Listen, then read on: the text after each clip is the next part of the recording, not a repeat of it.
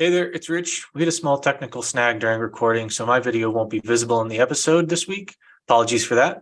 We're working to ensure smoother videos in the future. Thanks for tuning in, and here's episode 2 of the Concrete Chronicles. All right, welcome to episode 2 of the Concrete Chronicles. Today, we're going to be talking about successful project manager. We've broken that down into 5 pillars that makes a wonderful acronym called RECAP. So Michele, why don't you tell us what RECAP stands for? We can start diving into why we think that these are the 5 things that set project managers apart from being successful or falling flat on their face. Okay, good point there. So if you look at RECAP just itself, I think of resource, efficient, change, assurance, and project. So what does that really mean? Resource management, efficient communication, and stakeholder management, change management, assurance in quality and control, and then project monitoring and performance tracking. Awesome. So it strikes me that this happens to spell recap, but it's also in a particular order, and I feel like it's in that order for a reason. Resource management is one of the most important parts about a project. If you don't have your resources and you mismanage them, everything else that you so eloquently said kind of goes out the window. So why don't you at a high level explain a little bit more about what resource management is and why that's the first thing in recap? Why that's the first thing in our pillars of successful project management. Yes. So you kind of hit the nail on the head with the resource piece, right? It starts with resources, but it's a little bit more than that because it's utilizing those resources and developing a project plan. You've got to have that foundation in which you're going to start to manage a project. And then within that, you've got tasks, milestones, timelines, resources, and then that resource allocation and dependencies. How do they all connect and how do they interconnect so that you can move forward into managing a project? And so you said something about interconnection, and I think that falls nicely into the efficient communication piece of these pillars, because you and I talk about it a lot. It's one of the things that we strive to do really well is communicate effectively, because when you have all of these different pieces that need to play together, if you're not efficient in your communication and you don't do it well, you can either spend way too many hours just trying to keep everybody on the same page, or you show up at the job site and kind of get the egg in the face moment of, oh, this is not what I expected, because somewhere along the lines we got our communication crossed and we are 180 opposed to each other and where we think things are. So why don't you dive into that next piece of efficient communication? Okay. So you said it very well as far as having kind of all your ducks in a row, understanding what's happening when and how. And you do that through that clear, consistent, regular communication. But then it transitions into that resource piece, the stakeholders. Who are the stakeholders within the project that you're working with for, to? Not only the project team itself, so who's managing the team on the project management side or the construction side, but it a little bit deeper than that, right? Who are the stakeholders? Who are making decisions above and below you? And then the subcontractors, the suppliers. So those cross-functional partners that you have within the organization and outside of the organization that all work together to have a successful project and make sure that the communication is starting from beginning to end, and not only beginning to end in the project, but beginning to end with all those stakeholders included.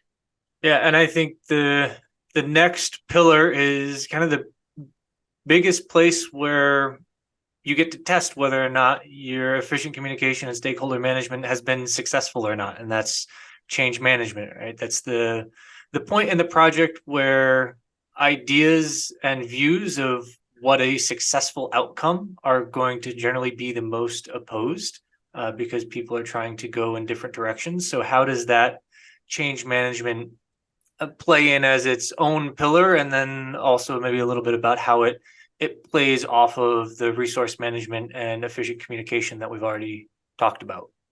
It goes back to that, the resources connecting back to the communication, and then the transparency that goes along with that, right? Addressing those changes when they happen, managing through the change as needed through scope, understanding how that impacts any specification, whether it's an original detail, a change in design detail, what that means to the construction, the design, the supplier piece of it, and then how does that impact the schedule as well. So working all of the different layers of what happens within a project, a construction project, and the layers of transparency that need to be visible, apparent, and widely communicated to all stakeholders to make sure that the projects move from A to Z. Okay, so it sounds like our role then is to make sure that everybody is kind of fully aware of what they're agreeing to and doesn't get blindsided at the end of the day because they feel like person X tried to get a fast one over on them because we were, sliding something under the rug or, misrepresenting what was going on. Which I think, as you said, very cleanly shows why the first two are so important. And I think when done well, it strikes me that change management should be a relatively easy process, maybe long if a lot of people need to all be on the same page. But from a project management perspective, change management should be simple for us if we are doing our jobs correctly. I absolutely agree. Well said. So the next one is assurance in quality and control.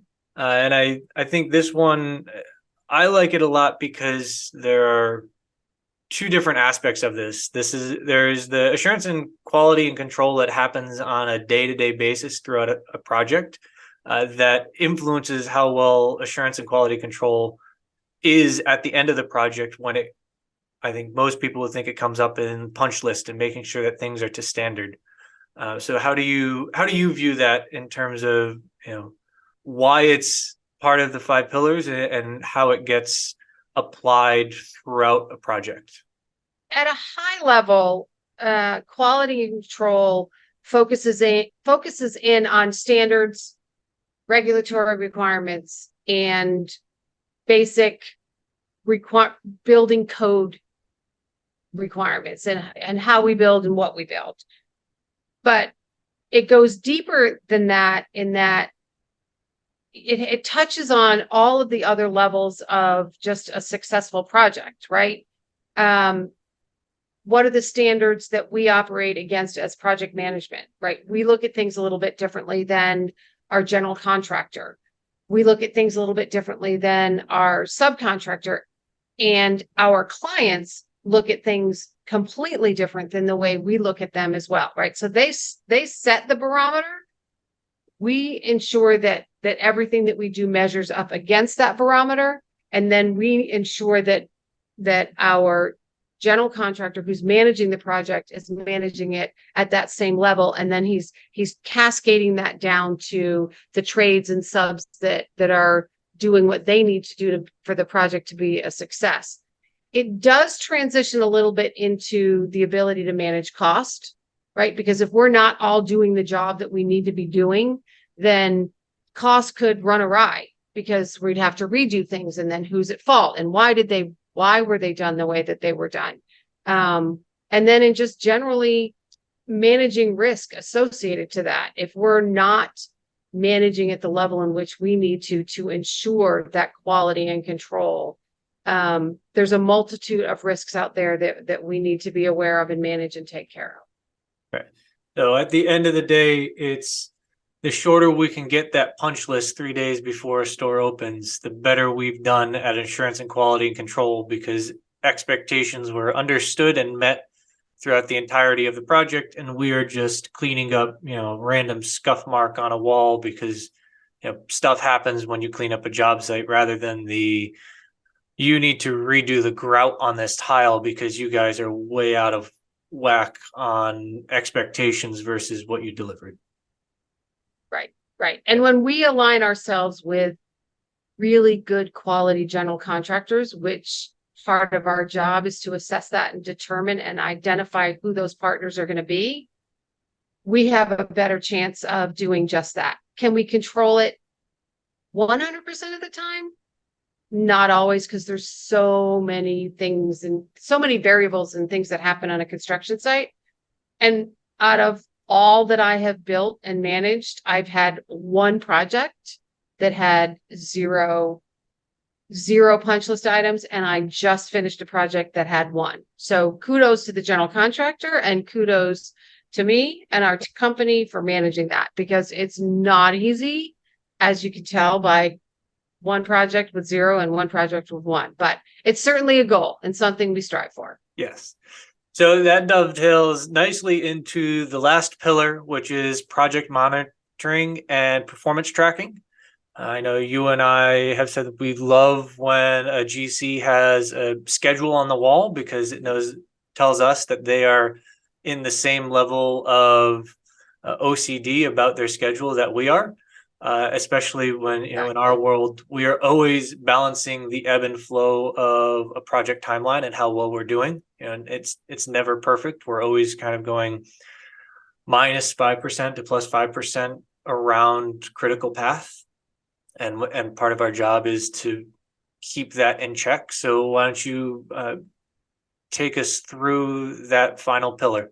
So project management and performance tracking is really the meat and potatoes of the pillars of a successful project manager. And it's not just about what we do on paper, but it's what you do on a day-to-day, week in and week out, check in, balance, evaluate, just monitor all of the parts and pieces of a project, of a construction project.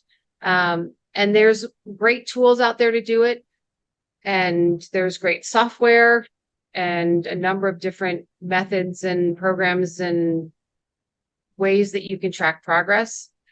But it comes down to really the ability to manage all of the different pillars that we've talked about, managing the resources that are executing the project for us, from the client down to the architect, the boots on the ground trades, and our site super, who is critical in that whole piece of it, the communication, managing our stakeholders, ensuring that there's full transparency and all of the different things that change on a daily basis, sometimes hourly, monitoring all of that, the control that we have in the quality, and ensuring that everybody's doing what they're supposed to do, following the standards and execution, and then communicating on a regular basis, the project management of it to our client on regular, consistently, and detailed information to ensure that we get to the end of the project on time and under budget, which is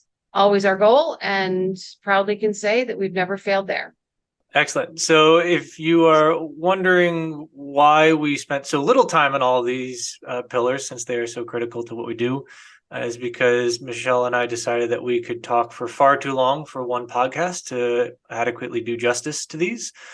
So we will dive into each one of the 5 pillars in future episodes and talk much more at depth as to why they exist, what we think and feel about them, and how we implement them personally into our own projects, and hopefully give you some insights into understanding of how you can take what we do and maybe it apply to your own world as well.